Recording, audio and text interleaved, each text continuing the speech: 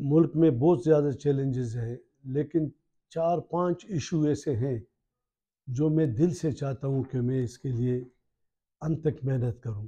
Number 1 ये कि हमारे सूबे की जो मुश्किलात हैं और ख़ासकर सूबाई हुकूमत और वफाकी हुकूमत जो इसमें दूरियां पैदा हुई हैं और जो शाइस्तगी बिल्कुल तबाह बर्बाद हो गई है सियासत से। तो अगर कोई एक प्राइम्स का चीफ एग्जीक्यूटिव अगर अपने आप को महदूद कर देगा एक पार्टी के साथ, तो इसका मतलब है कि उसने अपना वज़न कम कर दिया।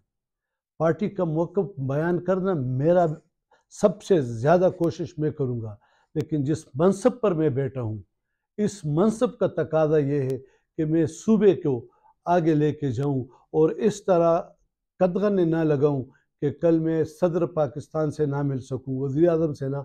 तो इंशाअल्लाह ताला कोशिश करेंगे कि अपने वज़ीर-ए-आज़म को समझाएँ।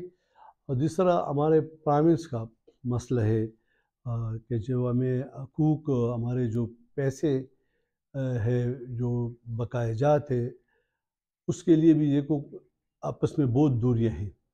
तो आइन और कानून के तहत शाइस्तगी से, यानी मैं ये समझता हूँ कि यहाँ पर ये पिछले 1.5 साल में जो कुछ हो रहा है, ये मुल्क और कौम की तरक्की नहीं, ये मुल्क और कौम की तबाही है। जिस तरह आवाम का सूबाई हुकूमत बड़ा है, इस तरह सूबे का वफाकी हुकूमत बड़ा है। हर एक को अपना मुकाम देकर और इज़्ज़त व एहतराम का रिश्ता बरकरार रखते हुए हमने मसाइल को हल करने हैं। तो मैं कोशिश करूँगा इंशाअल्लाह ताला कि ये नफ़रतें जो हैं ये मैं मिटा दूँ और नफ़रतों की जगह मोहब्बतें पैदा करूँ।